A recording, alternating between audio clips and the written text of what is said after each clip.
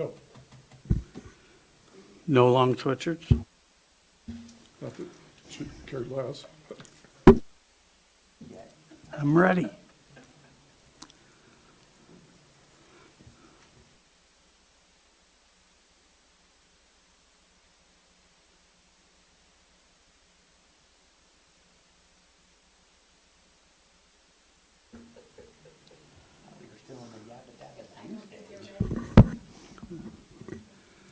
I know who she is, I don't know what she does. She dances and sings. At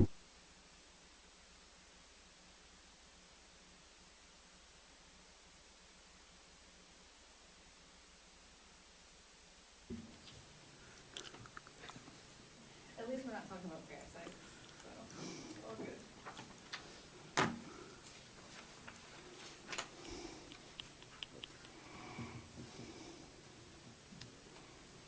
Who's our esteemed audience? Good evening. This is the Kodiak Island Borough Assembly Work Session for February 8th, 2024. It's 6:30 p.m. We're in the Borough Chambers. We start off with citizens' comments tonight. The phone numbers are 1-907-486-3231 or toll-free 1-855-492-9202. The speaking is limited to 3 minutes per speaker. We'll wait a few minutes to see if anybody calls in.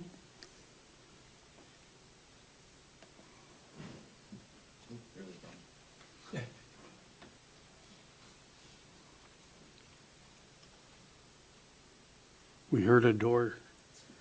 It's Brian Himmelblum. Brian, are you here for public comment? Your time is perfect. You're about to be ended.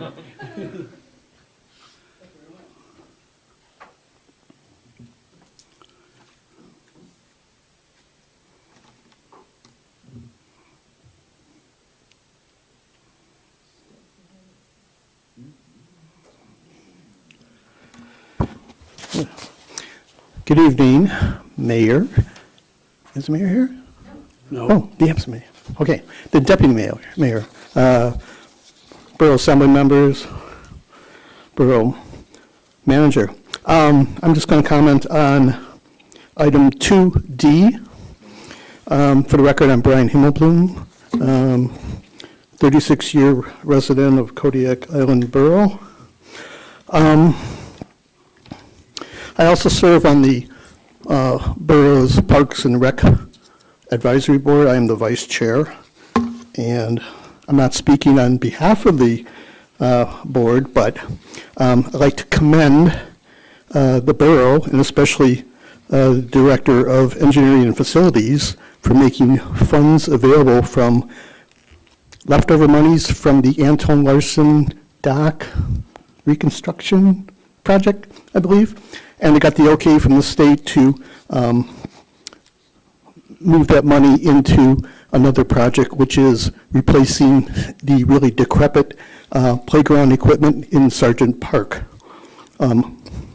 Sargent Creek, I should say, park, with new playground equipment. I think it's really essential that the folks and their kids and grandkids and maybe great-grandkids can enjoy a park that is close to their living areas out in Bell's Flats. So I would urge you to approve going forward with allowing, I don't know the actual procedure, for getting bids, receiving bids, okaying the bids, buying the equipment, installing the equipment, so that we can have a really big party out at Sargent Creek Park. And then, in addition, I would hope that you're in conversation with the Women's Bay Area Service Board, because I'm not sure if they're up to speed on this, or maybe they brought this to a previous assembly. I'm not sure on that, but it'd be nice to have everyone on the same ticket. Thank you. Any phone calls? Any other people want to talk? Guess not. Let's move on to agenda item number 2A, discussion of changing the transient accommodations tax. Who wants to bring this one? Bo? Yes, thank you, Mr. Smiley. So I've been digging into this one a little deeper, and it looks like we have some information that was attached to this agenda item, quite a bit of information. So I'll just start with, I still intend to put this before the assembly at some point prior to the next election cycle. I have discussed this again with the manager and her staff and with Mr. Sherritt, who's the co-sponsor.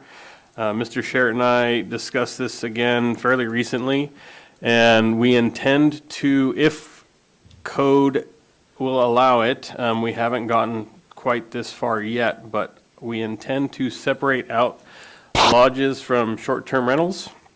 We feel it's disproportionate to increase this tax on the remote lodges, so we will be pursuing the short-term rentals for this. So if anyone listening who's out at those remote lodges, they were very vocal. We did hear your concerns, and after looking around at the maps and where a lot of these are located, we do agree that it would be better suited to apply this to short-term rentals only. That said, I have some concerns with, this is related to this topic, in our ability to collect these taxes from these short-term rentals, also known as vacation rentals, Airbnbs, VRBO. It sounds like we're having difficulty doing that. I haven't heard back from staff yet, but there are means to collect this through these websites, through Airbnb and VRBO. I don't know if we are allowed to do that. I'm not familiar with what the qualifications are, if it's a size limitation or a locality issue. I'm not sure, but I am aware that municipalities can require these companies to collect our revenue on our behalf, but we haven't gotten that far yet. I would really like to see that happen. Amy, I'm not sure if you can speak to the, you or your staff can speak to the information that was attached to this item, but that is my updated info for now. Thank you. Madam Manager. Thank you, Mr. Smiley. So the information that's attached is that first page with the blue ink. That was the audit of the information that Mr. Whiteside had asked for. So that money in there, and that kind of shows you who was on the road system and who was off the road system. 30% were on the road system and 70% were off. As far as the taxes being filed through VRBO or Airbnb, I know that that is a possibility. The problem here is just how they do it, and it's by zip code. And so it's some of those, sometimes I live in the flats, sometimes I get charged tax. Sometimes if I add my 9302 at the end of my zip code as my 4-digit designator, sometimes I don't. And so it'll just be a matter of working with those agencies. If this is something we're going to pursue and we want to say that it's going to be just on short-term rentals, but not lodges, or we want to make those specifications, we're just going to need to go look at the code, and we'll bring our community development director in and look at the code and make sure that we have clear definition on all of those different types of properties, so that if we are going to change that tax. And then we're going to have to look at, right now, it's 5%, and that's area-wide, but just the money from part goes to one and the money from part goes to the other. So we're going to have to look on how to do a tax that's not area-wide when that goes to the ballot, and have to look up the specifics of that. So definitely definitions, which is our favorite thing for those of you who sit on the solid waste contract thing. And then looking at applying a tax that wouldn't be area-wide and see how we can do that. Yes.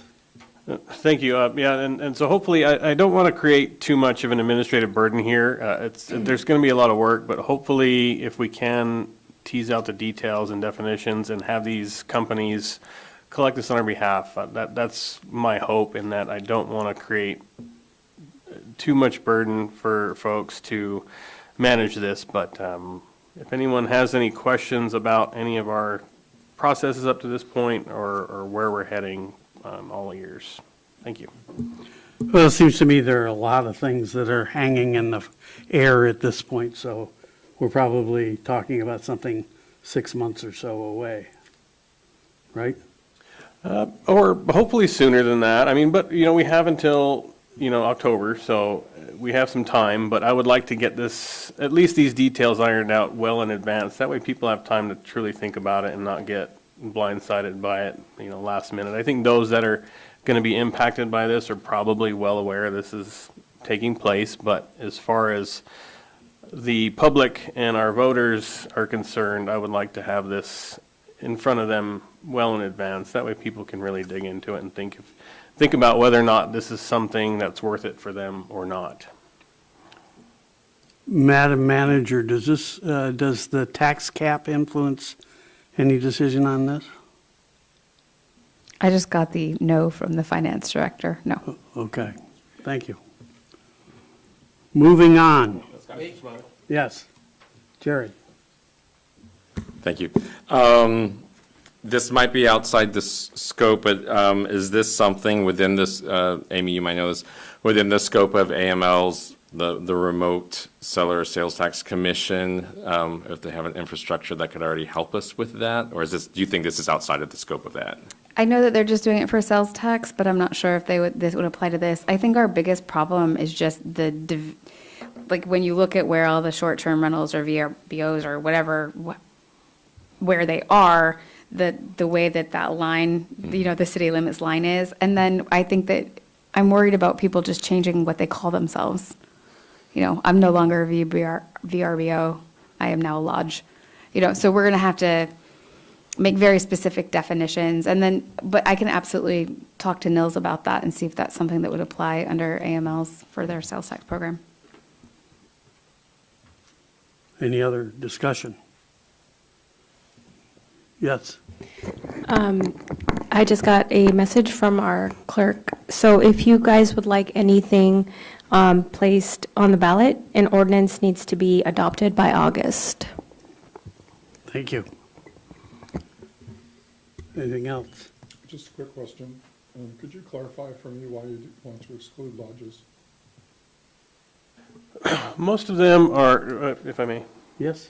so most lodges are remote. They're targeted to a very specific clientele who is coming here to go fishing, hunting. A small percentage, I guess, are going for adventure hiking. The vast majority of Airbnbs and VRBOs are not remote. They are either in the flats or here in town. And those guests proportionally, and this is speculation, but far more so than a remote lodge that people are flying out to, are going to use these facilities here in town and want some entertainment. And I'm looking to shore up activities for folks here in town, tourists and locals alike, for days like today when it's nasty out and people have nothing to do. I'm looking at ways to increase opportunity for tourists to have activities. No. And lodges largely aren't going to fit that. Mr. Sherritt. Thank you, Mr. DPO.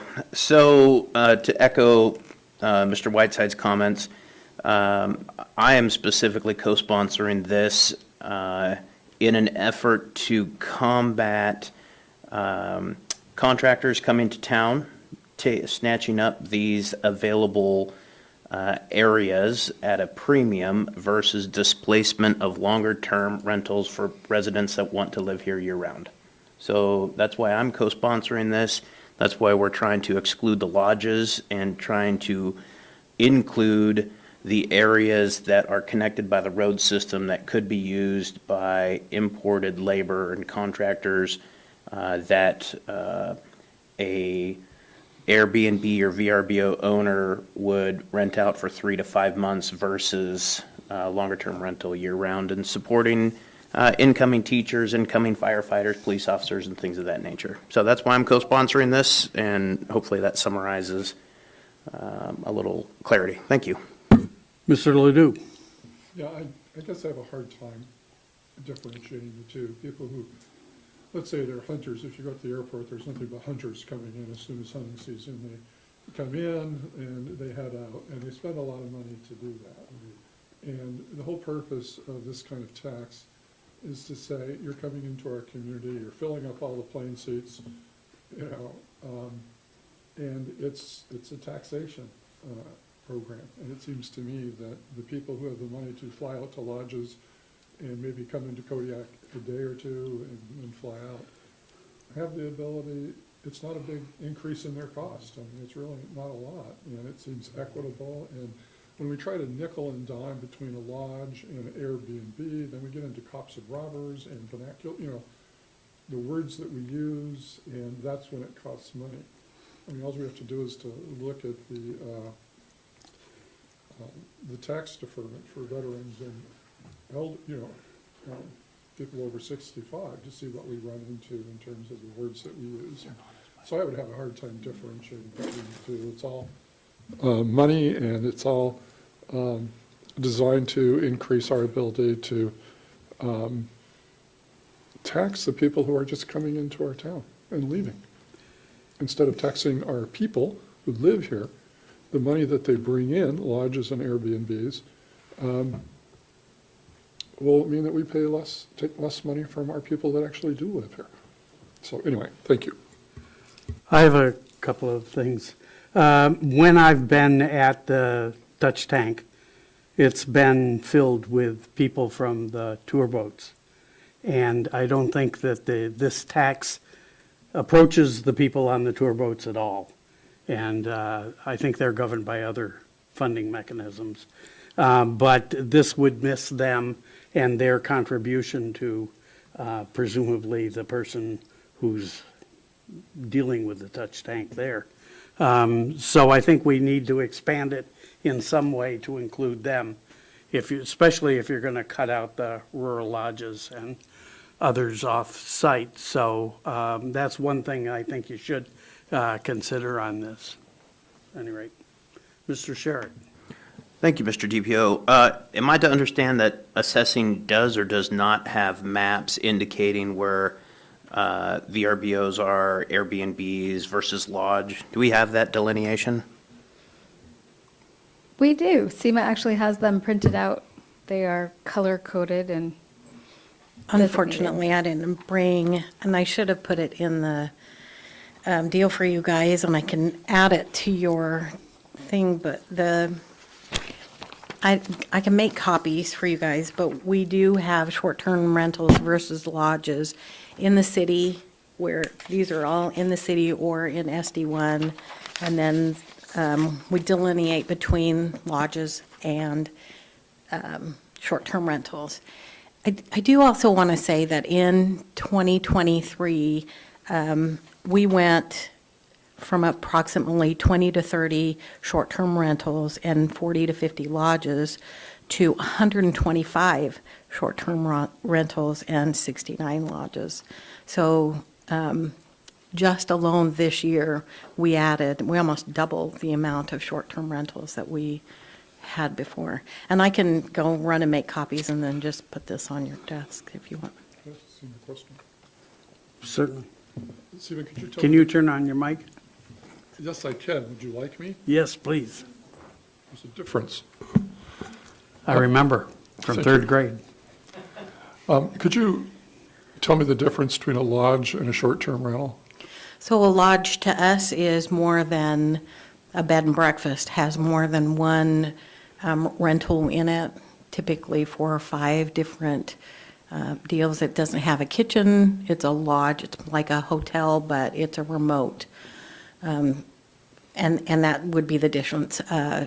Here, our hotels are considered lodges and not short-term rentals. A short-term rental is something on Airbnb or VRBO. We classify it as a short-term rental. We do so in our PACS, our database software, so we can distinguish who gets a personal property tax and who doesn't, or what deal they're kind of getting it, short-term rental or lodge. So if I could follow up, without getting into too much detail here, let's say somebody has a 5-bedroom house, they remove their kitchen and they operate it as a hotel. Are there any zoning problems with that kind of thing? There And is, absolutely. so she how many can't- lodges are in Kodiak road system? Oh, she just took my map away. Oh, Sorry, I mean, I can answer that as soon as she brings. sure, no, I'm not trying to put you on the spot, I'm just trying to really understand the definition, and, because I know we have several hotels in town, but we must have other lodges in town too that meet zoning requirements and are like hotels to be don't- lodges? I don't think, I mean, the most that we're going to have lodges on the road system are going to be out at Saltry? Is that? There is lodges out in Sultry Cove, but there are, I mean, Russian River Lodge, Russian Roadhouse are right in Bell's Flats, and then there are some out in Passagshak that call themselves both lodges and Airbnb. So there's both in Chiniak and Passagshak. I'm suggesting that we're going to need some definition upgrades to make sure we have parameters on that, because I just think if I was making a new one, I would name it a lodge pretty fast. Is that your plan? Thank you. Thanks.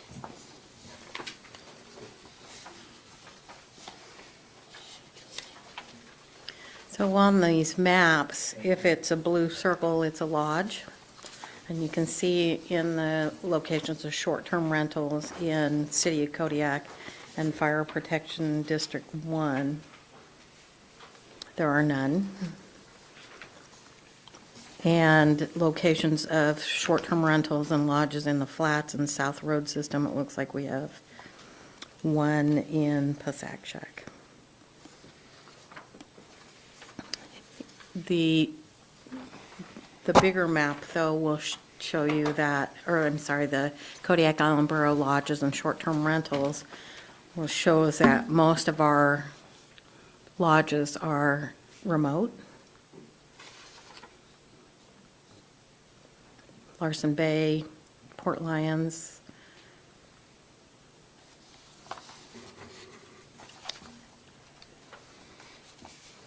Does that help you? Very much, thank you.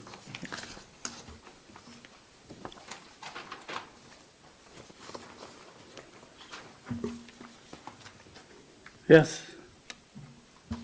From the citizens' comments I got, the feelings seem to be that the remote lodges did not get much representation or help from the tax, and that's what it's supposed to be going to. And from listening to this last discussion, I think rather than short-term rentals and lodges, it maybe should be broken into on-the-road system and off-the-road system. That would also stop short-term rentals from trying to declare themselves lodges. And maybe would deal with some of the lodges being remote, concerned that they're paying a tax and they get very little representation for it. Thank you. Any other comments? Yes. That's an interesting viewpoint. Manager Williams, if I may, through the DPO. Go ahead.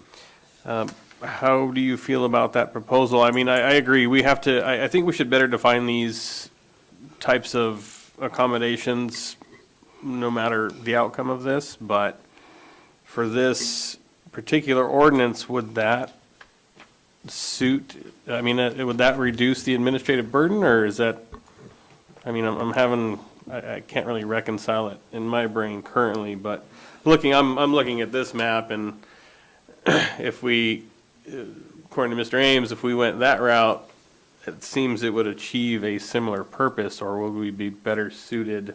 I guess this is generally a you, everybody, you, just better defining these accommodations.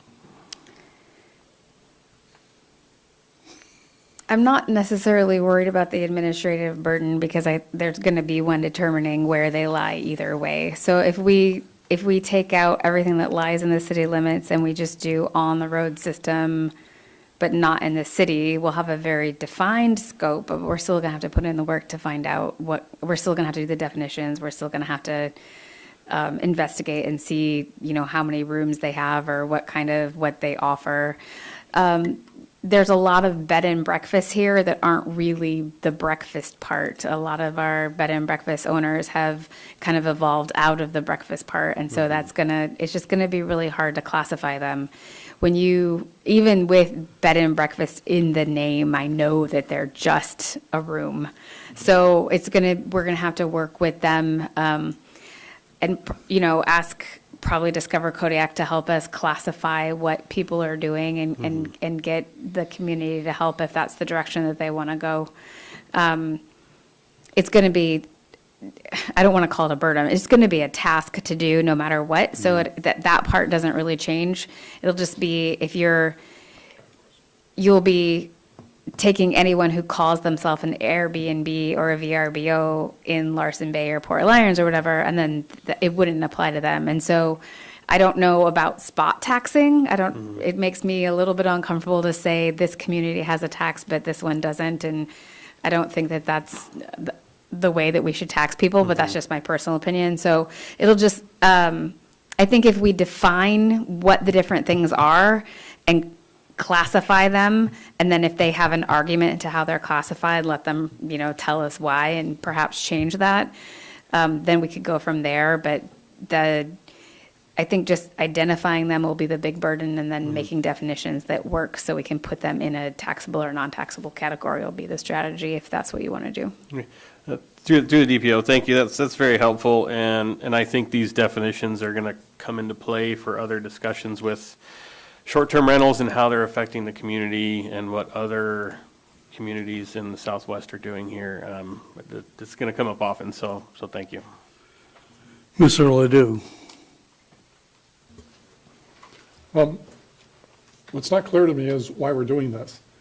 Why are we raising taxes, and what are we going to do with the money? Is it going to go into tourism? Is it going to what is the purpose? And if the purpose is just to raise revenue, then you almost want to look at how you collect it differently. So I'm not really sure what this money is going for. Mr.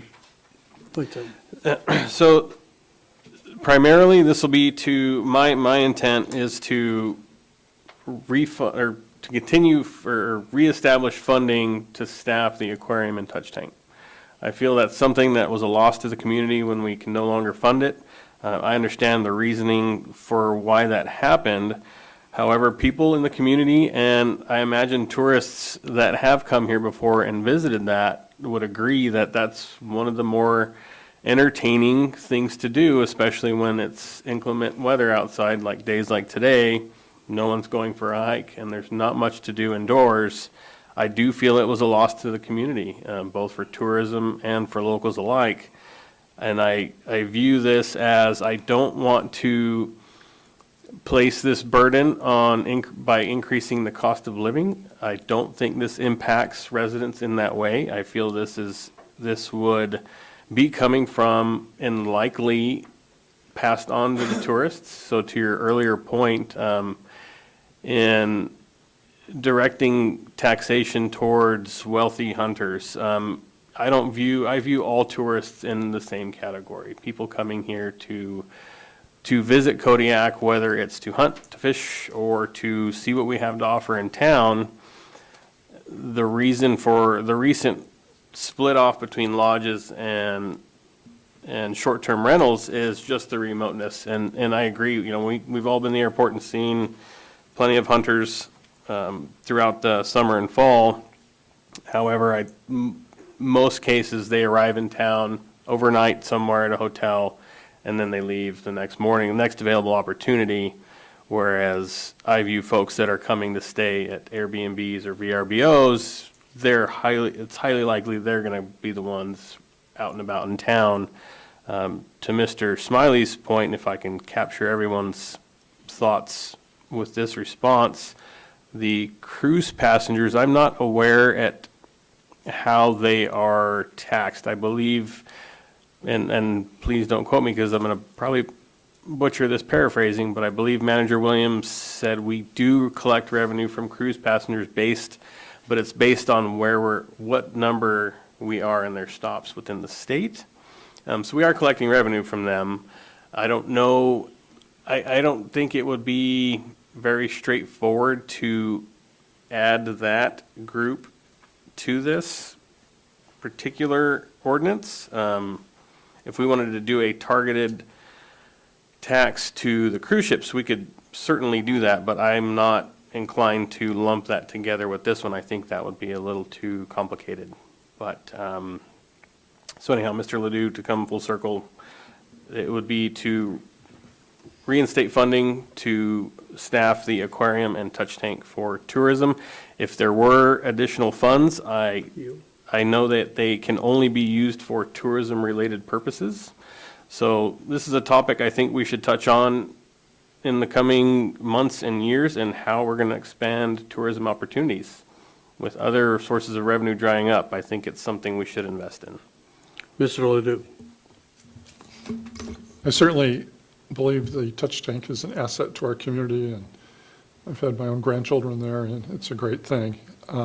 I would not support this tax, and I don't believe we can have a direct tax for that purpose, because any assembly can change it at any time, and I don't think it's even legal to direct a tax toward a specific thing. And the amount of paperwork to collect it, monitor it, to fund a position doesn't make any sense at all. If it was a general revenue to reduce the tax burden on the citizens of Kodiak by taxing people who come into town, I think that's consistent throughout the state and the United States, that that's what they do when people come in to enjoy a community. But to increase, Airbnbs for the touch tank specifically, I wouldn't even have a problem if it was just money generated to support increased tourism into Kodiak, because it's growing.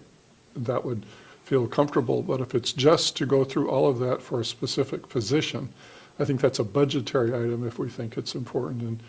And so, I understand what we're trying to do, but raising taxes, finding a new niche to raise taxes when our general fund is so challenged right now to meet some of the needs of our community related to education and health, would be really difficult for me to do, especially if it was directed away from those areas while we're cutting everywhere just to maintain quality of life government. So that's all. Thank you. Mr. Haynes. Being new to this, correct me if I'm wrong, but it is my understanding you're talking about raising a tax that already exists, that has a defined purpose for tourism. So that money can't go to the general fund. You're raising a tax that already exists that has a defined purpose. Now, it doesn't have, a touch tank or something, it's a tourism thing. And then within that budget, the extra money can be decided where it should go. But this tax in no way, the way it's written now, could be used for general fund. It's only raising a tax that has a specific purpose. Am I correct? Do you want to answer it? Am I allowed to? I've already Sure. dipped in twice here. More than twice. You're correct. We can't use none of these, and correct me if I'm wrong, Manager Williams, through the DPO. We can't, these funds from this transient accommodations tax are very specific to tourism. We can't use these funds to go into the general fund. And if I'm not mistaken, the funds originally meant for this purpose did not come from the general fund either. So they're two different pools, and I would actually be uncomfortable using funds from the transient accommodation tax for anything but tourism. Any more discussion? Okay, let's move on. What? Are you sure? Okay, proposed code revisions to Kodiak Island Borough Code 2.125.030 and Kodiak Island Borough Code 2.125.040 Architectural Engineering Review Board. Mr. Sherritt. Thank you, Mr. DPO. This is brought forth, I was appointed to the Architectural Engineer Review Board. At our first meeting, we had a discussion about what constituted projects coming to the ARB. I met with the newly elected chair of the ARB, and he and I fleshed out what we would be looking for with some revisions to the ordinance. So this is what's selected in your guys' packet. You can see the additions in blue and the strike through in red. Some very minor changes that initiate the ARB becoming active when the project exceeds the manager's spending authority. And it talks a little bit about the interview process with engineers, which is not clearly defined. The ARB desires to be actively involved with selecting of the engineers. So we included that in this revision to take out any ambiguous terms. And then it also talks about the conclusion of projects. So those changes are in this agenda item 2B, and I can answer any questions that you guys might have. Any questions by the assembly? Any questions from the engineering group?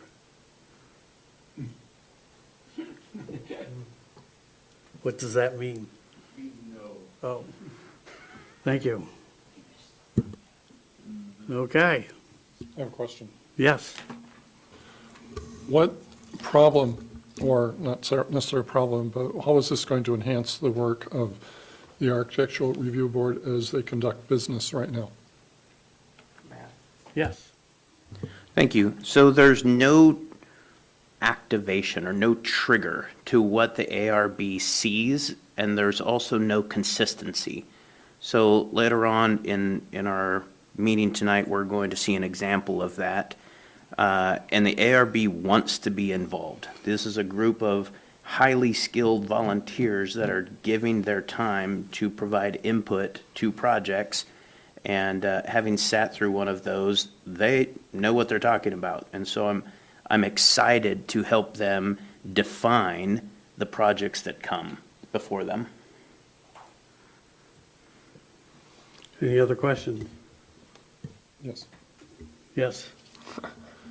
So you mentioned that the Architecture Review Board would pick the engineer or make a recommendation for an engineer, because that seems like a staff priority or a staff decision for personnel rather than a committee picking an engineer where, so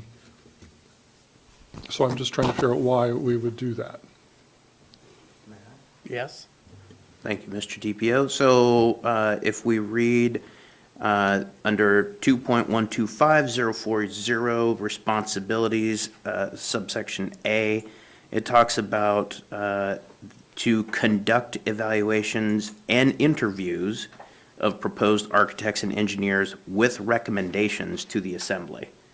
So the facilities and engineering already brings recommendations forward. We are the final say of who the borough hires. So we are just including engineers into this. It's always been architects. You can see that it's not struck in this. So the ARB wants to provide input about engineers as well. And again, this is a desire from the ARB. So Airbnb. This is the recommendation from the Institutional Review Airbnb. Board. So, yeah, and it is Architects and Engineer Review Board. So that's, we're just trying to clean this up. Madam Manager, do you have any comments about it? No, I was the assembly designee to the Architectural Review Board, and those men spoke so far over my knowledge level, like to the point where we would look at drawings, they'd be like, that looks like a 15% angle and it shouldn't be over 10. I mean, the amount of knowledge and preciseness that they bring should be commended. They're fantastic. So I don't have any issues with this. There might be some times about the 15 calendar day issue if we're not having meetings. So I'm a little bit worried about that one, but we'll cross those bridges when we get to them. Any other comments? Mr. Whiteside? Thank you, Mr. Smiley. So if I'm understanding this correctly, this would be just adding some subject matter experts to the discussion. Would they have any, as proposed, increased authority other than being present and offering their suggestions or recommendations? Mr. Sherritt? Thank you. All of our committees make recommendations, our staff make recommendations to us. And so, there's no additional authority of decisive decision-making other than, again, creating a trigger mechanism of what projects go before the ARB, and them having a chance to weigh in on those. This is by no means an ad hoc revision of power or decision-making abilities whatsoever. Mr. Whiteside? Okay, through the DPO, thank you. That's perfectly clear to me. I will support this. I think having more subject matter experts weigh in on these very complex maintenance and building issues, not to take away from the very skilled folks we have working on this, but I think the more brain power, the better in this case. So I will be supporting this. Thank you. Any other comments? Okay, yes. So if there is no further discussion, we will need direction whether or not to refer this back to the Architectural Engineer Review Board members to review before bringing it back on the agenda for introduction.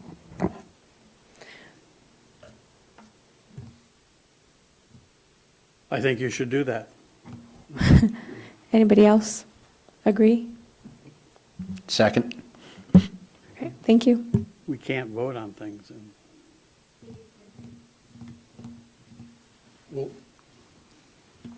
Yes. Will this guarantee that the Architecture Review Board won't build a skylight on top of North Star that we have to spend $1.5 million to replace? No, if it's their idea for a good time, they'll do it. Okay. Couldn't resist it. Any other comments about the North Star roof? None? So let's move on. Consideration and discussion of change to the travel policy. Anybody got that?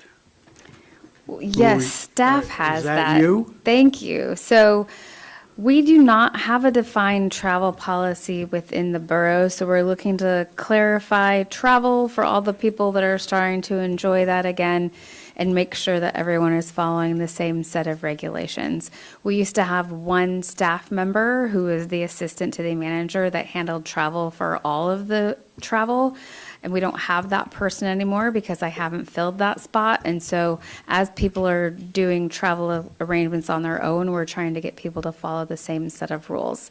These rules were put together by Finance Department, and our department director is here if you have questions about those policies. I understand it came up in a work session while I was out, and the mayor wanted some other information added to your packet, and that has been added in. So we're ready if you have any questions. Mr. Sherritt. Thank you, Mr. DPO. Here, Dr. DPO, please. All right. I actually have no questions. This is very well put together. I expected to go through this and not only learn what some of the processes were, but to make recommendations, and based on my experience, this is extremely well prepared. I have no changes and no modifications to this, and I do support it. Thank you. Other comments? Did you swallow? After Mr. Sherrick cracked his knuckles, I was preparing myself. No, staff did a really good job referencing state and federal laws and making sure that that was all included in this. Our mission here is just so that all the staff members and elected and appointed officials are treated in the same manner.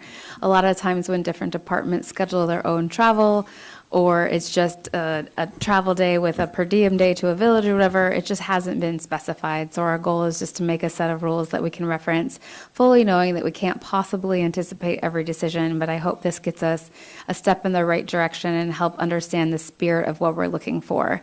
It would have been much easier for us to say, you cannot add personal travel to work travel. Easy, done. We don't even have to worry about it. But that's such a good perk of travel that we wanted to do it in a way that it still allowed the staff member to do it, but kept respectful to the borough, not incurring any additional costs if that was the case. So this would be something that the assembly and appointed members, so elected, appointed, and then if the commission ever, the planning and zoning commission, sometimes in the past used to travel as well for the state conference in Anchorage. So it would apply to anyone who's traveling for borough business. I have a question.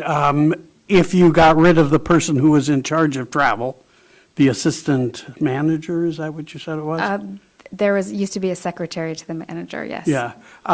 Who reviews that for each of the departments then? The department head?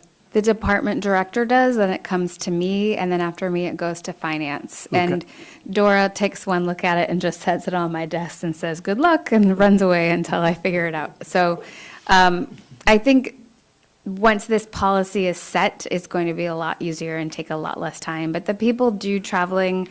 The clerks travel a lot. When they turn in a packet, it's all tabbed. Here's how much my taxi is going to cost. Here's, everything is figured out. And so it's a pretty well-oiled process. We're just trying to create a level playing field. And compared to the city's travel policy, how does this one jive? Is it pretty much the same? I didn't look at theirs. Dora, Oh. did you look at theirs? No. Okay, thank you. Any other questions? All right, well, that one was easy.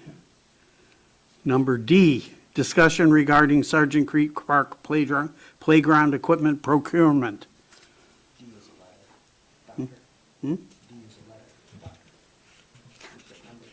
Oh, number D.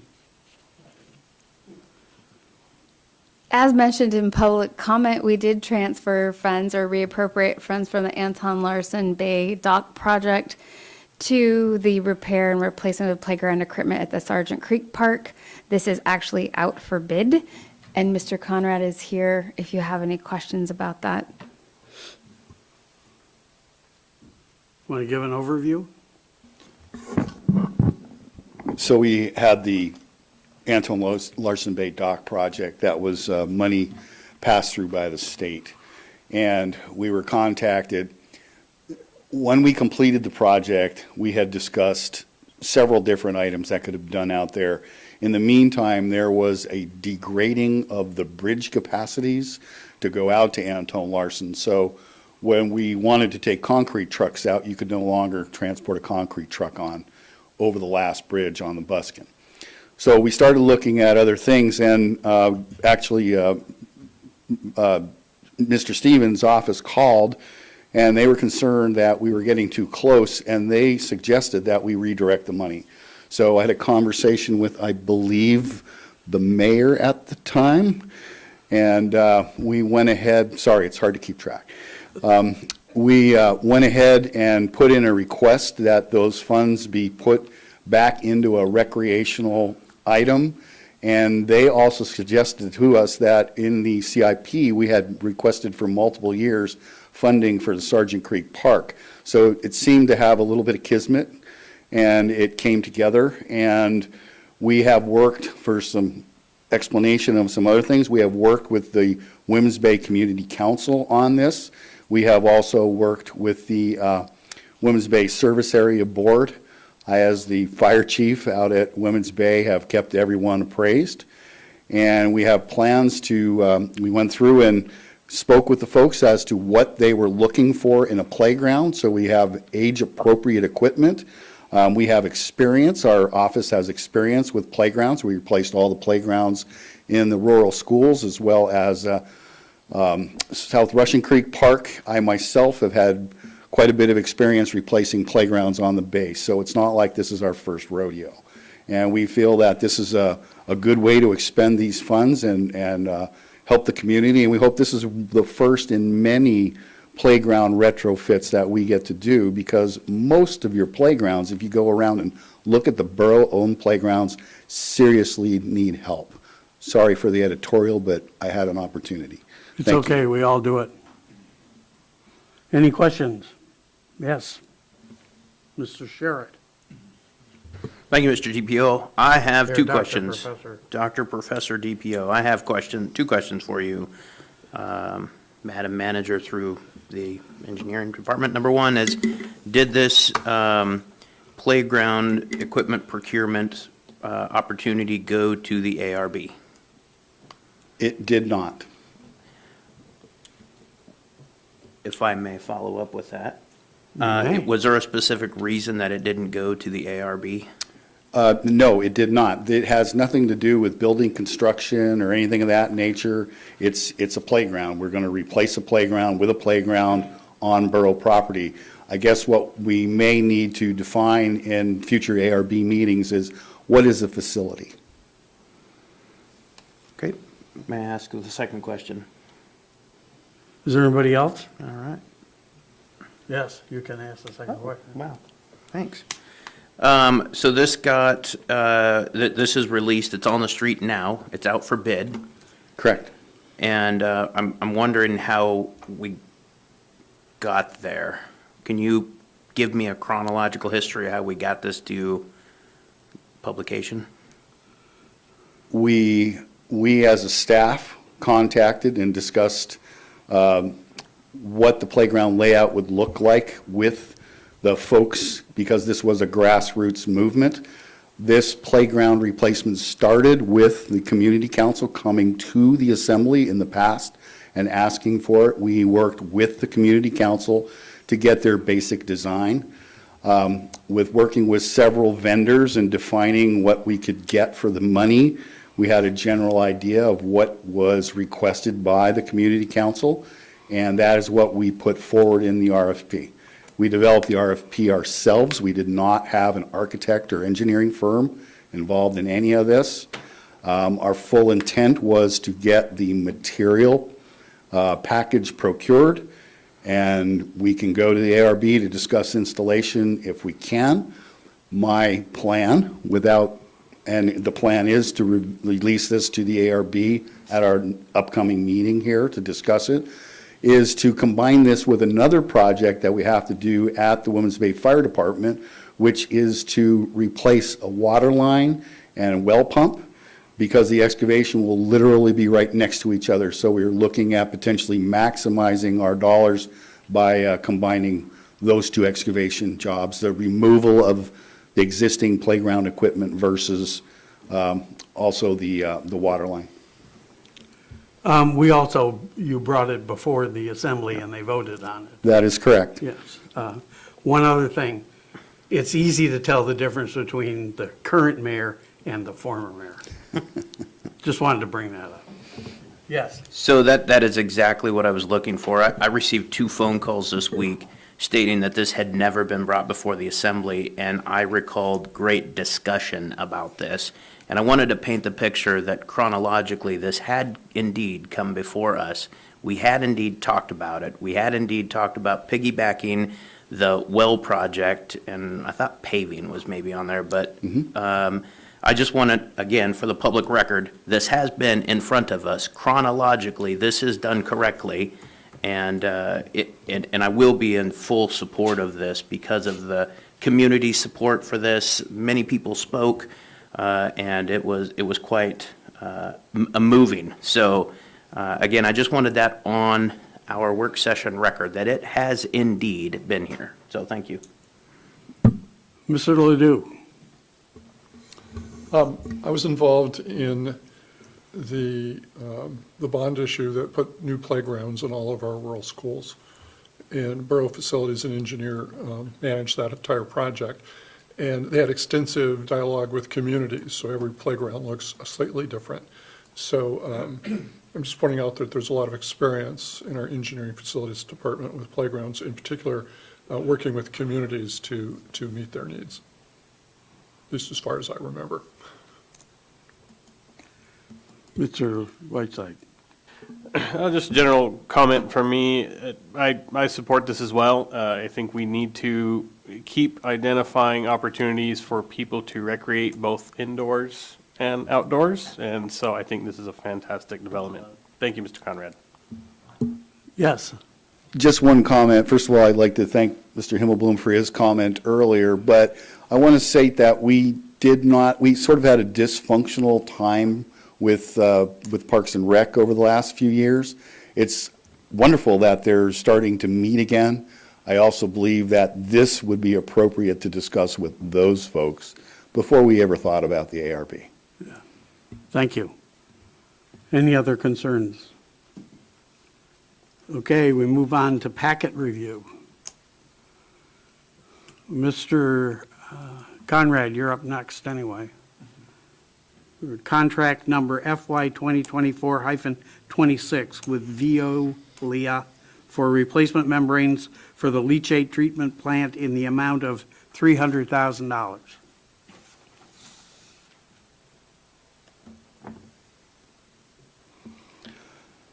This is for the replacement of the MBRs, so the bioremediating filters that are in the leachate treatment plant. So this is the final filtration, the fiber membranes where the treated water goes through. We have discussed in the past the fact that in the last two sets were fouled by calcium carbonate deposits. We have on this particular set that is in there now, originally the anticipation was the cassettes would last around 5 to 7 years. This particular set of 4 has lasted approximately 5 years, and I will say it's due to the diligence of our staff doing the cleans. When you compare it to what we originally believed, we're doing much more cleans, and these are chemical cleans with various acids, mostly citric acid, hydrochloric acid, which tends to want to damage the fibers. I would suggest that at some point, if you're not familiar with this would be the perfect thing to come out to the plant to see what's involved in this. But these fibers last so long. The reason we're here now asking for these funds and this approval is we found out that we are at least 52 to 56 weeks out for these, and they travel from Hungary where they're produced. We're trying to get some more information on this before next week. However, we believe we need to make a commitment. We may be able to split this to where we're procuring 2 cassettes this fiscal year and 2 cassettes next fiscal year. However, if you are to purchase all 4 of them now, we have a set price. What we are not going to be able to tell you, we can estimate, but I cannot tell you what the freight price will be. The last time we received these, the first set we received, I should say, when we were building the plant, they actually were FedExed from Hungary to the United States, and it was amazing how fast they got here. I have no idea what world politics and whatever is going on, how it's going to affect the transport of these now or what the cost will be. We can only estimate that. I have a question for you. Are you buying, it says in this, 2 filtration membranes for $300,000. Are you buying 2 different ones so you have a spare? Negative. This would be actually, the $300,000 that's in this is 4 cassettes, so it's 4 sets of membranes. Okay. And no spares? And you cannot buy spares. You can only, when these come, they come in a Mylar package, packed in glycol. And those can only be suspended in that glycol for a certain period of time, which I believe is less than 6 months. So if we are in the process of changing the process slightly, we could put 2 cassettes in and leave 2 old cassettes in to preserve the integrity of those 2, but within a matter of months, they have to go into the system and have water introduced, otherwise they're no longer viable. I have a follow-up question on it. You talk in this blurb about lime stabilized sludge, which came from the sewer treatment plant from the city, correct? That is correct. Is that stopped now, so we don't have to worry about that? It's reduced. So with our closure project, where we closed several acres of the existing landfill, we have diverted some of the water that is now being treated as storm water, which was being treated as leachate. So it has reduced the amount of water going through the unlined existing pile, and we're no longer taking the sludge. It's been about 6 or 7 years that we're not accepting the sludge. We take the wasting tailings from them, but we no longer handle their sludge. That goes to their compost facility. Okay. Mr. Sherritt? Thank you. It's a long, let's see, I have 2 questions for you, Mr. Conrad, if I may. The first question, we're procuring these from Veolia. Is that the manufacturer of this system? I'm going to say yes, because this has been GE. This is like the 4th version of GE. The wastewater side has split off. But yes, it's the same basic manufacture process and manufacture as the original membranes. And my follow-on question is, are there alternative manufacturers? My concern with this, and I've been a proponent of this my entire contracting career, is I'm a big Buy American Act kind of a guy. And so I'm wondering if there are alternatives or substitutions that are American-based that could be procured. To the best of my knowledge, no. Any other questions? Okay. Moving on. Ordinance for introduction, number FY 2024-12. An ordinance of the Assembly of the Kodiak Island Borough amending Kodiak Island Borough Code Title III, Revenue and Finance, Chapter 3.35, Real Property Tax, Section 3.35.050, Board of Equalization. Seema. Good evening. Before you tonight is a code cleanup for KIBC 3.35050 Board of Equalization. When the KIB attorney was putting together the training packet for our Board of Equalization for evaluations, he noticed that our standard of proof requirement in E4 is different than what the Alaska Supreme Court had determined was the default standard of proof.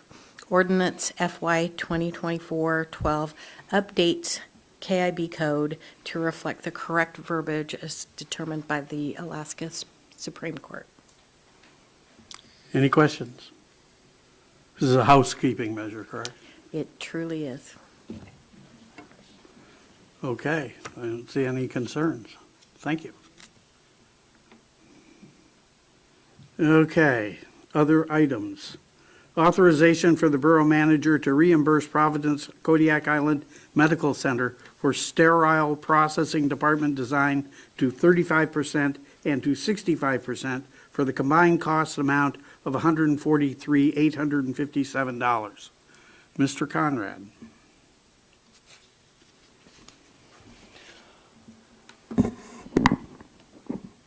Sorry, I lost my place there for a moment.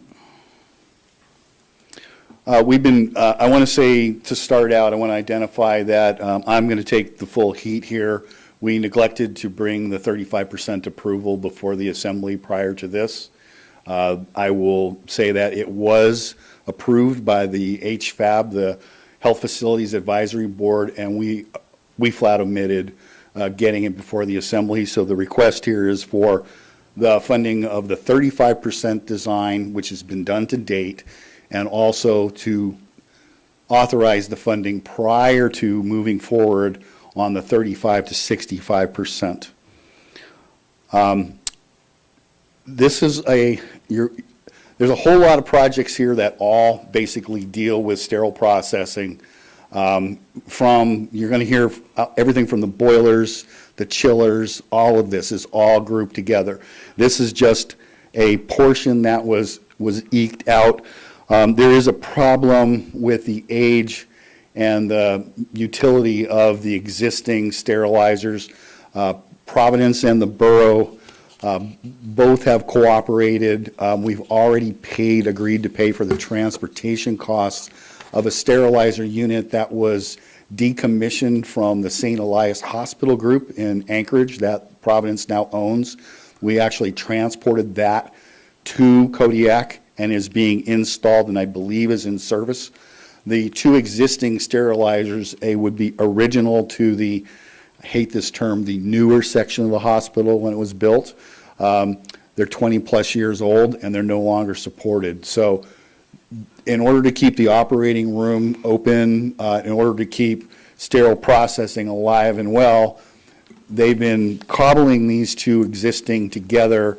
We've brought this third one in, but there's also a problem with the size of the space. There's a problem with the configuration of not being able to go from dirty through clean. There was a potential for mixing, so there's some logistical and likely some biological issues. All of this needs to be updated, and that's what this is. This is designed for those updates. Any questions? Mr. Sherrick? Surprise, right? Yeah, I am. I'm shocked. So Simply shocked. the ARB did discuss this in great detail, and I want to share a conversation at that ARB meeting that I need to just, I guess, make transparent. So during the discussion of this sterile processing department design, it did come up with a very short-lived discussion regarding the financial responsibility of this project, and it was determined at that meeting that the ARB does not possess the authority to determine funding sources, that is the Assembly's decision. So, and I will agree with that statement. I don't believe that the ARB needs to determine a funding source. So what that did is that prompted me to once again go pull up the Providence lease, and I'm having a hard time understanding how, in the terms of our lease and through many resources, that this sterile processing is our responsibility of the borough. Could you help me understand that? Sterile processing equipment was part of the original facility. It is not an expendable item. So consequently, any fixed asset within that building, to me, this is no different than the boilers, the oil-fired boilers. Could that be changed? I would think that could be changed because of technology changes. Is there a practical reason why, in this particular case, these are outdated and need to be replaced? If it was a technological change that, hey, we're using half the steam, we're going to save X amount of money that Providence would bring forward, then perhaps that asset could be changed to where it was their asset. But that is a lease function. That is not what we're discussing at this particular time. You happy? No. Go on. So, again, I think that the lease does not clearly define this particular item, and I think you and I will probably just disagree on that, and I would encourage the Assembly to take a look at the lease and the terms of the lease to make their own determinations on the validity of this project. I am 100% in support of our Providence Kodiak Island Medical Center. However, I do not want to obligate funds out of the fund that I don't know if everyone grasps how it fully works. So I'm going to ask, if I may, through the DPO, for the manager to explain how the funding mechanism works for the hospital fund and what the borough's yield is of that fund. Thank you, Mr. Chair. I'm going to struggle with the borough yield part, but the hospital is an enterprise fund, which means it's supposed to pay for itself. So money generated from the lease would be set aside so that we would pay for upgrades, building maintenance, all of that stuff would come out of money set aside from the lease. When that lease was first set up, it did not have enough money set aside for R&R, and so we are struggling, and we did not do R&R or maintenance the way we should, so now a lot of those projects are catching up to us. That's why we have, $3.4 million in the R&R fund with an $8 million project list. So we are upside down on what we need, so that's why HFAB was suggested by Dave, and it has come together, and the idea was that we prioritize some of those projects. When Mr. Sherritt had me look at the lease, it's overwhelming how it changed into the hospital's favor. When it first started, all of the equipment, the beds, the chairs, and everything belonged to the borough. When the lease was remade, we lost all control of all assets in there, and they just automatically all became part of the contractor's or Providence's control. So I'm not quite sure what you mean by yield, but we're definitely not coming ahead in that scenario. Mr. Sherritt. I know, so disappointing. So I just want to, correct me if I'm wrong in these statements, because this is only my understanding. The Kodiak Island Borough paid approximately $25 or $26 million to build the Providence building, and the rent that is paid from that does not get yielded to the borough. We currently make $0 on this facility. The hospital addition was not built Providence specific. Okay? So I think you need to take the Providence specific out of the equation. Sure, let me rescind that. So the facility was funded from Kodiak Island Borough funds to the tune of $25 or $26 million, and to date, the borough has received $0 for that investment. The monies that are collected go into the R&R fund.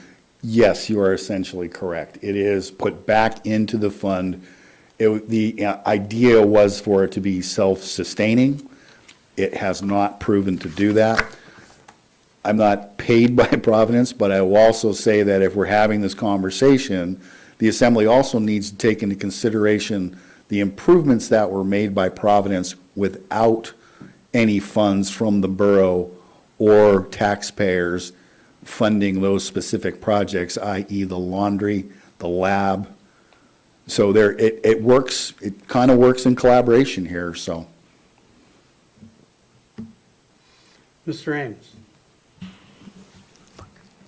I guess from what my understanding of what Amy said, we're definitely in the hole on the hospital property as a whole. Do we see any foreseeable future of it breaking even? I think that we're going to have to renegotiate the lease with Providence in order to put more money into R&R, in order to get those projects done. That's the only way we're going to catch up with that list or have a hope of covering the items on that list. Okay, that answers that. I mean, I see that we need a need for a medical facility, yes. But should this be something that the taxpayers are paying for, or should we at least be breaking even is something we need to work on and consider as an assembly, I think. I've consistently tried to sell the hospital and the long-term care center at every meeting that I go to. So it always has been no with a chuckle until one day it wasn't a no with a chuckle, and it was a maybe, give us a couple of years. So I don't know if they were serious but I will continue to try to sell the hospital. Well, developing a new lease and getting them to sign it, which would provide more money to cover the R&R that we need on the building, is something for the future. Right now, we're talking about sterilizing equipment in the hospital so you don't infect people when they go in for some sort of surgery, which is a much more immediate kind of concern. And these two issues have to do with that, and I think we should deal with them principally. Yes? Thank you, Mr. Smiley. I had a question similar to your comment, or related to your comment. If this were not approved, I mean, what's the time sensitivity behind this? I'm not up to speed on this topic with the hospital at all. So how time sensitive is it? And, I mean, the downside is very clear to me, but I'm just not sure how quickly this needs to be done. With the amount of projects that have come in from the hospital, I asked Carl Hertz, the administrator, to let me know if something was an emergency. And I said, we need a neon sign. I need you to tell me that it's emergent right now. And so that's kind of what brought the entire sterilization project to us. But when it came to us, it was, and Dave, correct me if I'm wrong, but it was like, we need this now or we're going to die. And then it turned out to not be that. They are having problems and that equipment is old, but they found their own solution. They brought the sterilizer over from St. Elias because it wasn't being used. And then when they didn't have that quite right and it wasn't working, they still used the old stuff. And so they have now the St. Elias sterilizer, which isn't what they want, but it is working. And then they have the old ones as a backup. And so they have a system and they have a backup. What they are hoping for is these two new ones, and then if they need a backup, it will be the St. Elias sterilizer. So, and you guys probably remember from HFAB that it was help, we need this right now, but then they didn't really need it right now. But it's such an important piece of equipment, and that whole system is failing. So, it's hard. I don't think the hospital is ever going to come to us and say this is kind of an emergency, right? So I think when it comes to an important system like that, it's for them, it's going to be very urgent. They had a special way to code things. They made a scale, right? And this was at the top. Yes. So to comment on the lease negotiation or renegotiation of the lease, I think that one of the favorite terms that Dora and I like to use are scope creep. And if the borough pays for sterilizer A and it's good today, but Providence wants to change whatever hospital corporation is involved wants to change the size and shape of said sterilizer because orthopedics requires larger tools that won't fit in the sterilizers. I think that goes out of the realm of the cost of the borough and goes to the scope creep and the increase in size for the ability to provide other procedures and potentially more dollars. Mr. Deludu, did you have a question? When is the lease up, the current lease?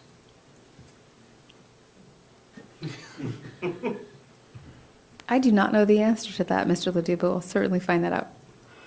I sat on the assembly when they were negotiating a lease back probably in 2016 maybe. It was a real difficult process because one of the things we wanted to know is how much money Providence is taking out of this community so that we could get an idea because, you know, while they're a nonprofit, they're. Are they though?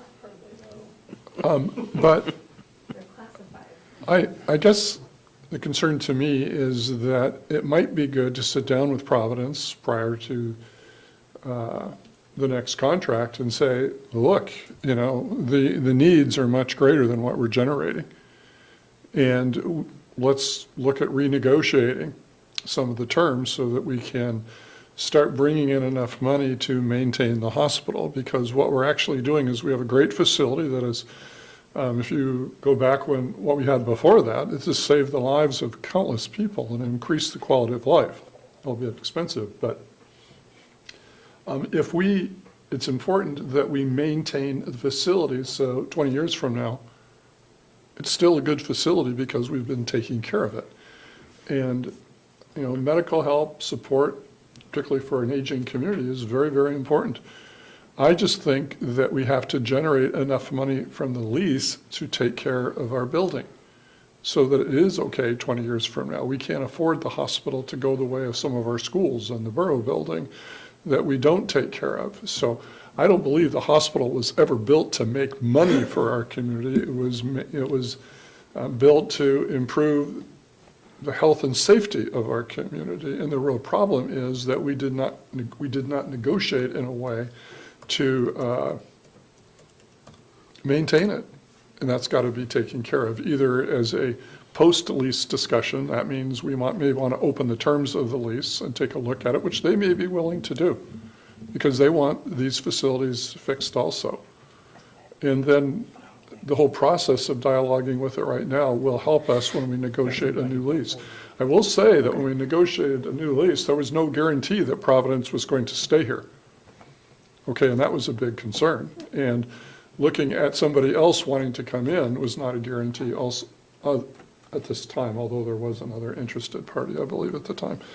But, so it's not simple. I believe, though, that we should just sit down with Providence and lay out that we're not bringing in enough money to take care of the need, and it's in their interest to maybe take a look at that. And maybe we could bring up the income, if you will, to build up that account to take care of the facility need. Have you already made those comments to the hospital people? I've been busy trying to sell it. The expiration is June 30th, 2027. Mr. Ames? I'm kind of guilty for bringing the lease topic up and whether it's making money, but I think that's a discussion for the future. Tonight's discussion should be narrowed to the ordinance and the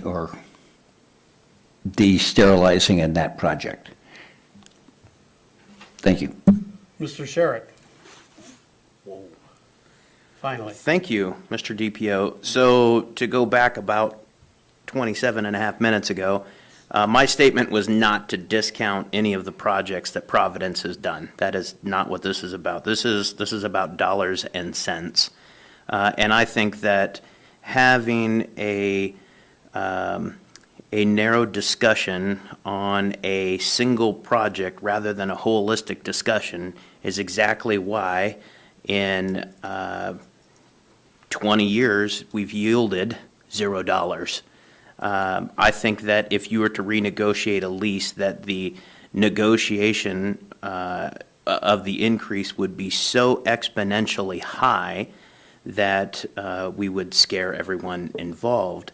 I want to just recap the numbers, that a $25 million basis and now $5 million in shortcomings that the borough is potentially going to have to fund puts us at $30 million with a $0 yield. I would ask for the staff, I don't know how this works, but I would ask for the staff to determine level of interest from Providence in acquisition of that building. Because I see this as a huge liability, unfunded liability to the taxpayers. Mr. Turner? Thank you. So I've been sitting here listening. So there is some sort of fund balance available that is put into coffers. Am I incorrect in that statement? So we're not looking to take from general fund for this $143,857. We're looking to take from the revenue fund of the hospital or special, what is it? Enterprise fund. It's an Enterprise fund, but we do Enterprise fund. 3.4 million in there. Right, so we have taken in quite a bit of funds over the last couple of years. The issue that we are coming into, if I'm not correct, please correct me. The issue that we're coming into is that there has been deferred maintenance, just like on every single building that the borough owns. The problem is that there was not a lot of communications from past management and the hospital to get these things accomplished. And so now that we have somebody that's actually communicating with the hospital, we have all these balloon numbers coming at us because there's actually somebody trying to do what they're supposed to be doing. And so it looks huge, and we don't have enough money at this time because everything is much more costly, especially since 2019, 2020. But the point is that deferred maintenance, just like every other building, is just going to get higher and higher in costs unless we start doing something now. And the point is, we have funds in there, and it has generated funds for quite some time. We just didn't expect the cost of a particular item to be twice what it is now versus 5 years ago.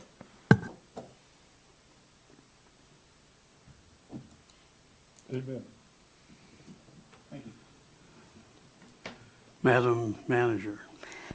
Sorry, there is a first right of refusal to buy the property that's built into the lease. So if we were to announce an intent to sell, Providence would have 180 days to tell us if they were interested or not. But we're not supposed to be talking about that right now. It was a question. It- It's a work session. Mr. Sheriff. Love that disappointed great-great-great-grandpa voice. I like it too. So, how do we proceed from this? So, We don't. the idea, again, I just want to make this about dollars and cents because as Assemblymember Turner illustrated that we have collected revenue, but we aren't allowed to use that revenue for anything other than R&R on the facility. So although the yield is zero, still to the borough, the R&R fund may have $4.5 million? 3.5? We've heard tonight that we have upcoming $8 million in expenditures. That money has to come from somewhere. So simple math, if we have 3.5 and we have 3.5 in the bank and we have an $8 million demand, we need to come up with $4.5 million somewhere. And it's not going to be the R&R fund, and it won't be through renegotiated leases because we still have a 3-year basically duration on the existing lease that we have now. So we will continue to pay for this facility for the next 3 years. So I just want to reiterate that, and I would encourage my fellow assembly members to read the obligatory language in that lease. I guess that's it. Finally, great grandpa. Mr. Ledoux. How much money from the general fund have we paid toward the hospital? None. Zero funds have we paid. Okay. And the money, just to reiterate what's been said many times tonight, part of the lease requires them to put a certain amount of money into repair and maintenance of the facility, correct? So the $3.5 million comes from Providence as part of a contribution for renewal and maintenance. So no money is coming from the borough general fund. Now, you can look at the hospital as an asset to our community. Part of our powers is health.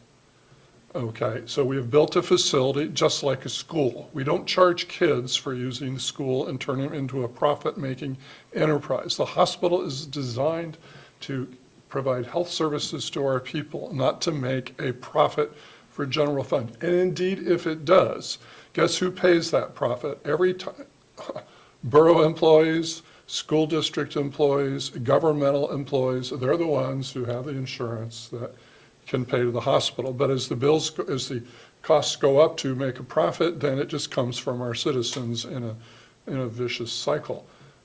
I just believe that our hospital is a responsibility of the borough, and it's paying for itself. Now, the manager indicated, or one of the other assembly members indicated, that in the past we have not set aside that money. There was not good communication as to what needs to be done. And I haven't heard that $8 million needs to be done immediately. We have $3.5 million in there. And I assume that list is not stuff that has to happen tomorrow. And we have a borough committee that has been created to meet with the hospital to evaluate these needs.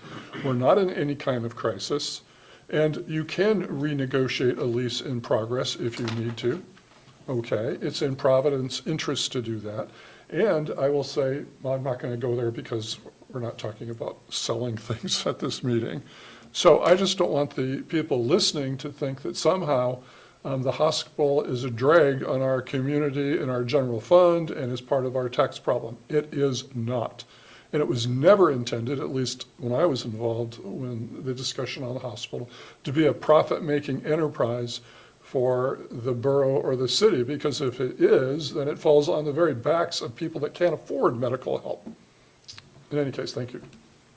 Mr. Whiteside. Thank you, and thank you, Mr. Ledoux, for that. That was a good lead-in to my question. So, to Mr. Turner's point as well, we have roughly $8 million in anticipated obligations to get the hospital up to where it needs to be. How far, now that we're seemingly getting caught up on their needs, because we have better communication with them, do we, and this might be a difficult question to answer, do we anticipate we have 4 years roughly left, 3 years left in the, I don't remember, is it 3 or 4 years left in this current lease? Does this 8 million, in your opinion, capture the needs for the remainder of this lease? So I'm curious if the 3.5 million generated now, to Mr. Ledoux and Mr. Turner's points, can we bridge a lot of that gap between now and the expiration of that lease to avoid any overages? I mean, You want to take this, or do you want me to? I don't think it's going to last for the term.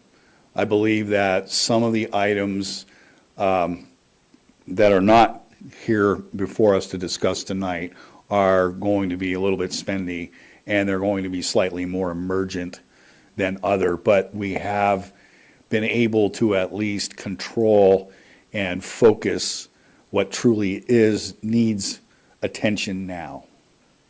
I think that answers your question. thank you. Mr. Turner. Oh, Sorry, I was just gonna, their total annual lease payment is $1,384,270. So it would take, 4 years just to reach the break even, assuming there were no more projects that we knew about right now. So if every penny of their lease payment was going into R&R and just off the projects that we have right now, it would take years for us just to break even, assuming nothing else came up. Mr. Turner. So what's in front of us tonight is design costs, not even the pieces that we need to do. And a lot of these things that are coming in front of us over the last couple of months are design expenses, which is mostly architects or engineers. If we're going to talk about every little thing on this hospital issue, don't forget, we still have the oldest part of the building that we have to retrofit for seismic, which is another $30 million in estimate. And so there's a lot to do at that hospital. And it's not just $8 million. It is a lot more. And everything changes year by year, quarter by quarter, month by month, however you want to look at it. Something else is going to come up new. You can't project that $8 million is going to be the end of it, but I would say that it's nowhere near the end of it. Any disagreement there? Mr. Sherritt. Thank you. If I can get some clarification, Madam Manager and Mr. Conrad, you guys indicated that $0 had been used from the general fund. Where did the initial $25 million come from? If I'm not mistaken, I believe there was a bond issue. And it was voted by the people. And I was, in my investigations, that I believe that came from the general fund. So if we can get a clarification on that, just for the record, that would be I fantastic. think they borrowed the money from the Shuyak Fund at the time, if I remember. Well, they paid it back. Yeah, they did. Yeah. Any other concerns? Okay, moving on. Declaring a city seat vacant on the Planning and Zoning Commission. Mr. Dave Townsend. Sorry, I think there's one more item in there before the Oh, vacancy. right. Oh, he thought we covered it in the whole. Well, it should be a lot shorter than the last one, but same subject area. Authorization for the borough manager to reimburse Providence Kodiak Island Medical Center for reverse osmosis and steam generator design to 35% in the amount of $29,788. So effectively, we have rinse and repeat here, except this is for the first portion up to 35% for reverse osmosis system and steam generator design. This is the steam generator and the RO device that produces the steam for the sterilizers. Any concerns on this? Mr. Ames? Just a clarification, that money's already been spent and they're asking for it to be reimbursed? No, sir, we have changed this, that they are coming to us with projected engineering and design cost for our approval prior to them beginning. Okay, so they're going to spend the money and we'll reimburse them, but they're asking for permission first? They're asking for permission first, which is Okay. a change to what it's been in the past. A good Okay, thing. thanks for the clarification. Any other concerns? Mr. Sherritt? Thank you. The fact that I didn't even have to raise my hand is fantastic. I just want to make sure that everybody understands the 35, 65, and 95% efforts here. And so I'm just going to read a little blurb that conceptual and schematic designs are 35. At this stage, the design is only going to be a few pages. We would be ensuring the design is feasible, and we're looking for value engineering opportunities. At a 65% drawing, this is an interim design. At this point, most of the engineering and exterior envelope and the MEP, which is mechanical, electrical, and plumbing, should be complete, along with most of the finishes should be selected. Getting the documents to this point takes the most amount of work. 90 or 95% drawings, if there are substantial changes that need to be made on the interim design, a 95 or 90% submission may be in order to correct the issues, and 100% drawings are issued for construction. So those are the phases as we talk about these. I just want to make sure that everybody has a collective understanding of this, because at 35%, this is a very small dollar amount at $30,000 because it is a small effort. We can see from the line above that moving a project from 35 to 65% on the sterilizer is a cost of $143,000. We're talking about obligating $30,000 at this point, and I need everybody, or I guess for my own purpose of hearing myself speak at this point, to understand that this $30,000 does not get you a design for an RO system and a steam generator design that we will be obligating yet further dollars to get us to this point, and the R&R fund balance is being reduced every time we obligate these funds, taking away from that vivacious $8 million forecasted fund. So again, I would just urge my fellow assembly members to take a look at the lease and determine whether you think an RO system is a facility component that we are responsible for. I guess that's it. Thanks. Mr. Turner? If I could, the 14D1 says that it is, and it was stated by Mr. Conrad, that it is for design of 35% and 65% because we did not approve the 35. Am I incorrect? That was the previous discussion, not this discussion. Okay, but it says 235 and 265 for that particular line item on the sterilization processing or the sterile processing.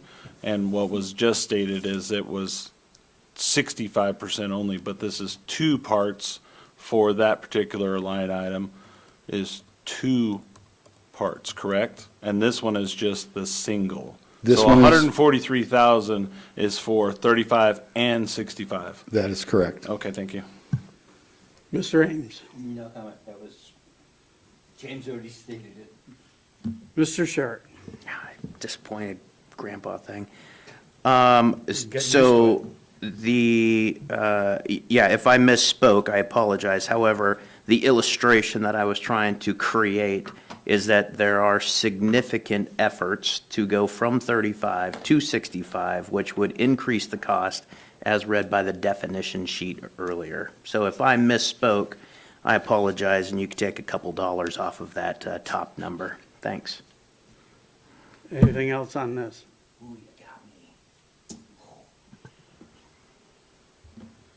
Moving on to declaring a city seat vacant on the Planning and Zoning Commission, Mr. Dave Townsend.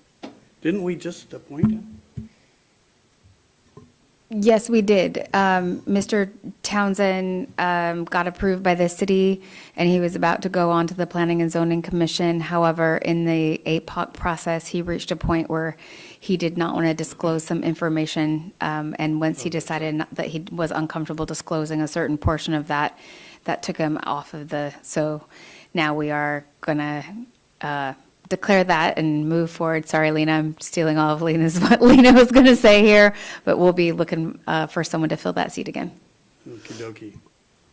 Any questions on this? All right. Manager's comments. We covered a lot of this during our earlier discussion, so hopefully this will be short. Just wanted to make sure everyone knows we do have 2 joint work sessions coming up.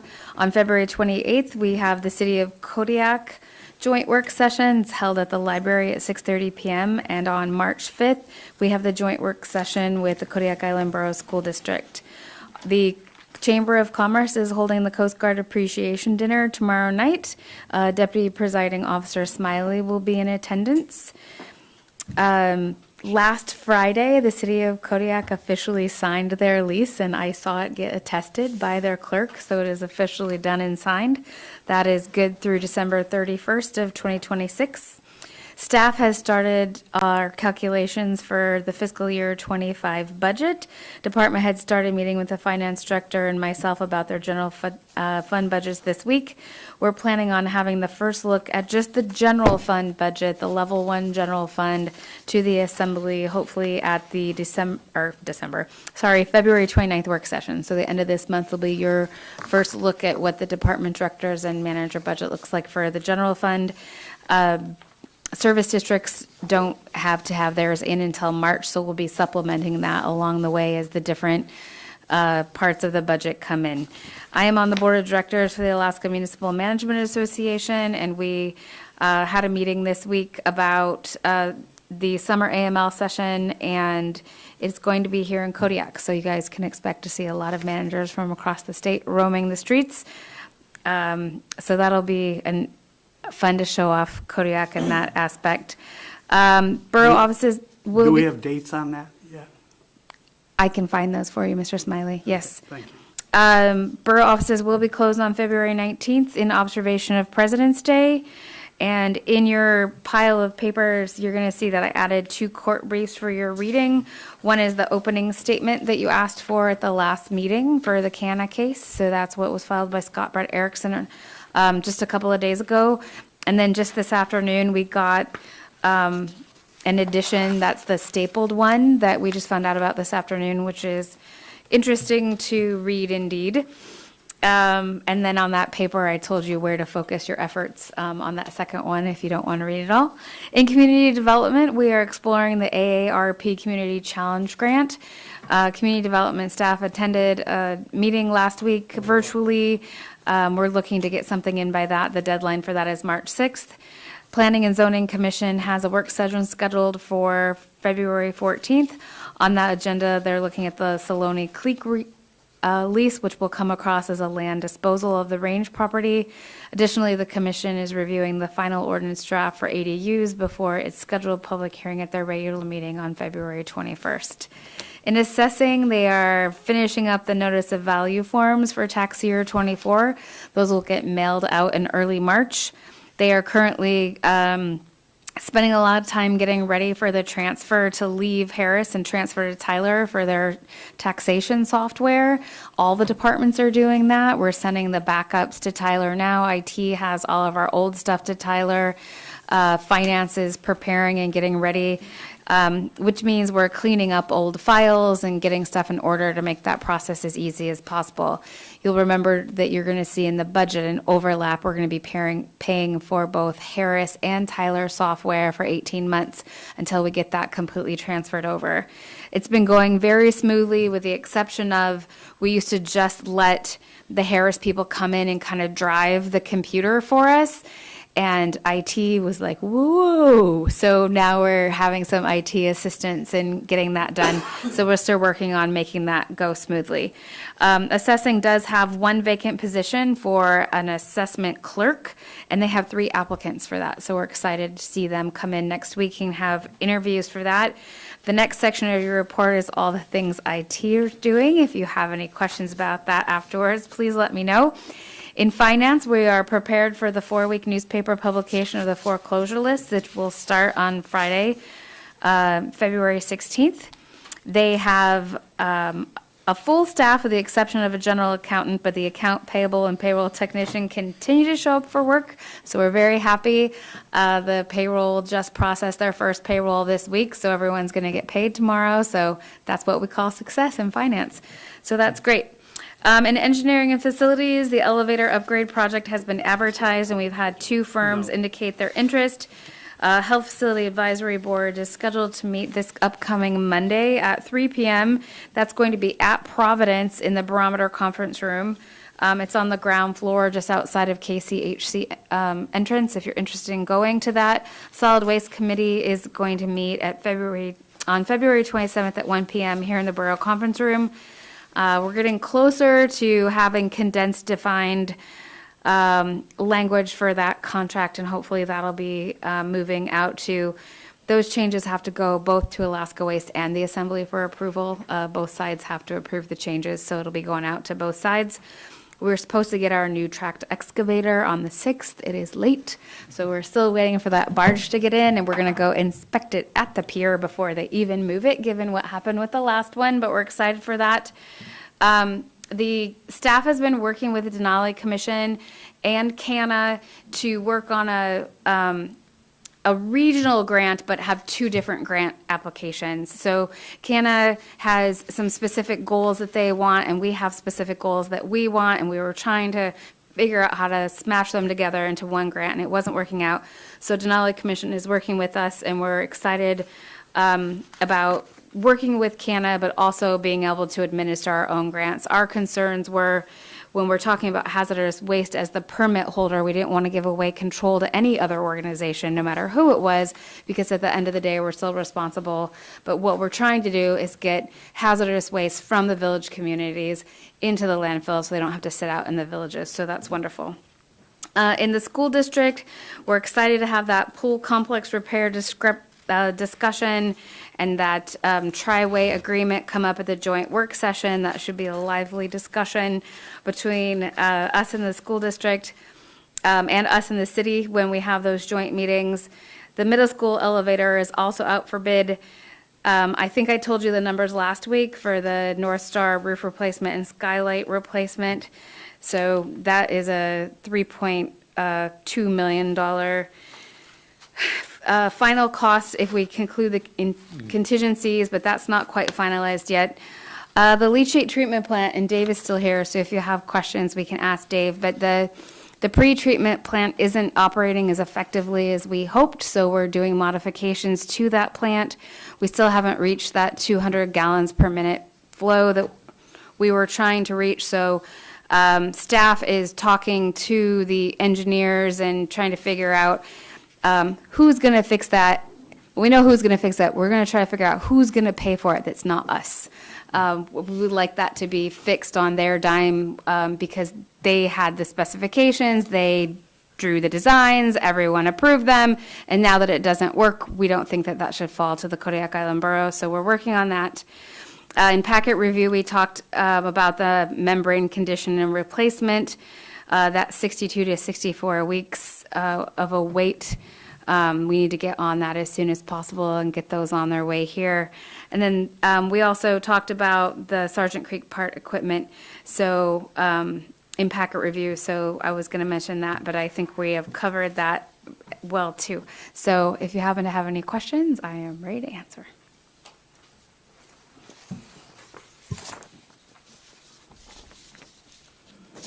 I have a question. I'm the DPO and I raised my hand to be a member of the assembly. I think it was DEC required us to put out water from the leachate treatment plant that was drinkable rather than ordinary groundwater, right? They are the ones that moved us from the stormwater classification, yes. Have we made moves to move back? No, but are we going to? Yes. Okay. Just an update on that at some point would be good. Yes, well, I think that the leachate treatment plant has a field goal that we're never going to get to. Every time we get close, it just shifts. And the nature of leachate is just not the same. We don't have one chemical compound that we're fighting. It changes consistently just because everything that it's flowing through is diverse and decomposing and has... And yucky. Yes, yucky is a good word. Plus, we have a partially lined landfill. We don't have a lined landfill. We don't have an unlined landfill. So that puts us in kind of a weird zone. So our standards are unlike any other landfill in the state. And so we're going to try to work with DEC about that. Thank you. Other questions? Go ahead. You guys have them? No. Did we, through the DPO, did we receive reimbursement, or are we going to get reimbursed for the additional rental with Brecken due to the original shipment of the excavator?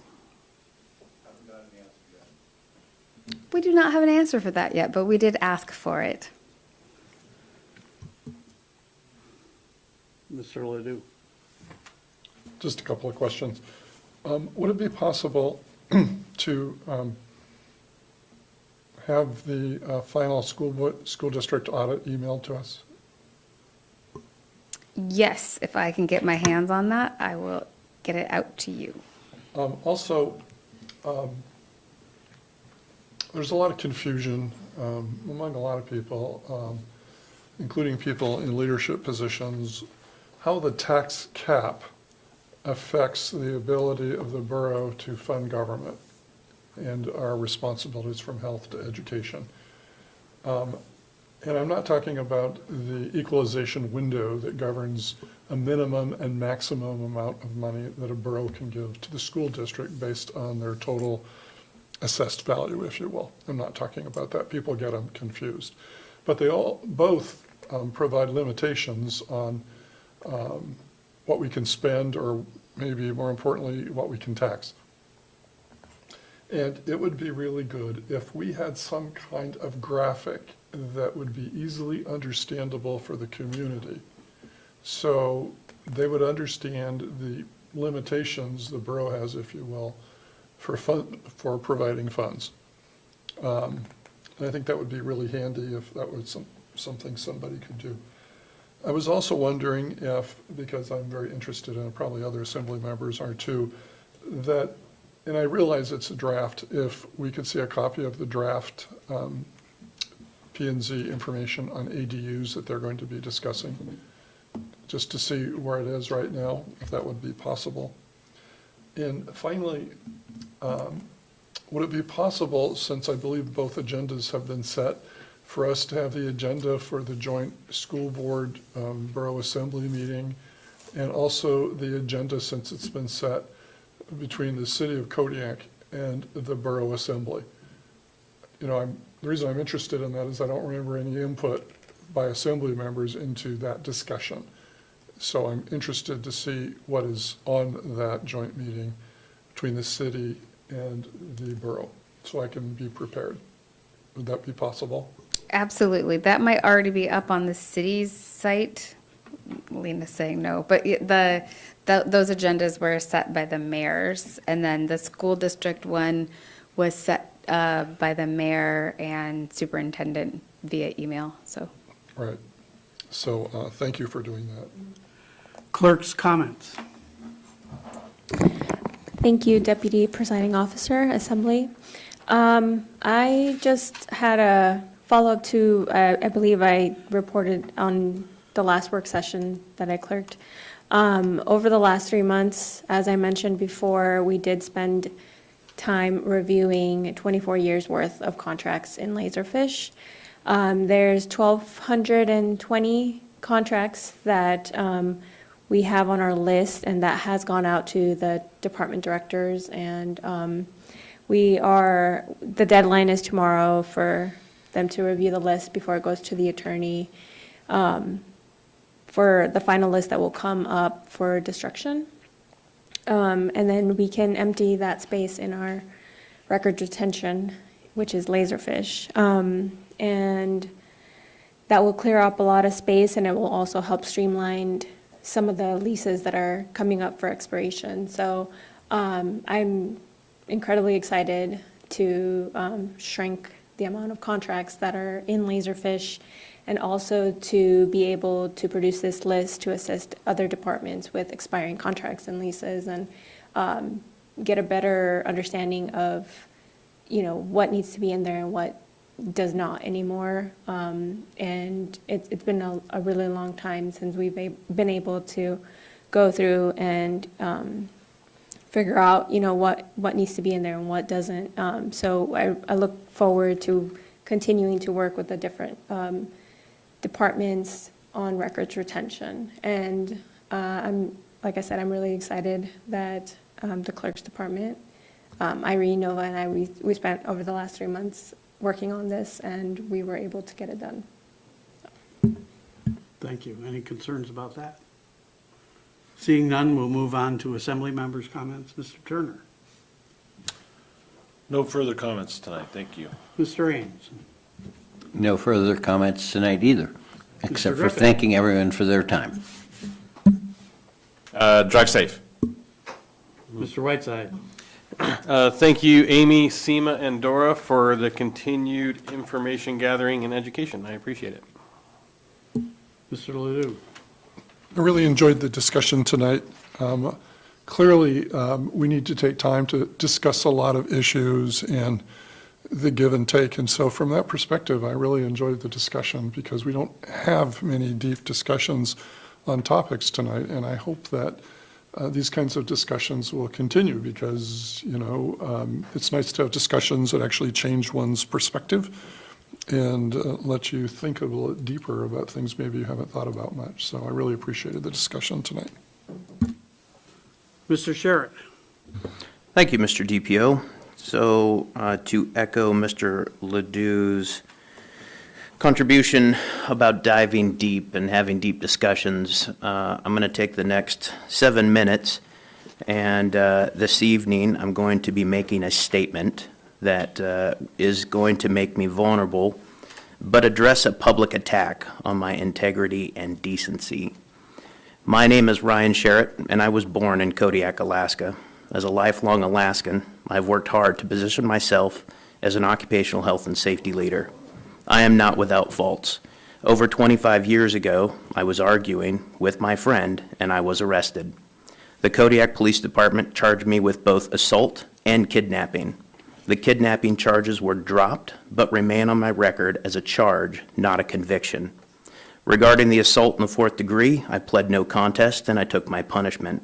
Since 1999, the misdemeanor, you'll only see traffic violations, because I do have a lead foot. The charge haunts me, but I take solace in knowing that the difference between a charge and a conviction, that friend and I remain close to this day and is listening right now as I speak. It's a part of who I was, not who I am. I'm a father of 3, a husband, a small business owner, and a citizen soldier. I'm a volunteer and a philanthropist. I find social responsibility to give back to our community, provide leadership for the next generation, and protect the laws governing our great state. Understanding that a small town, or any town, should know its elected leaders, I've been asked to share my story. If you're looking for perfection, you won't find it with me. My trials and tribulations have made me into an honest and transparent person. I own my mistakes, regardless of how long ago they were.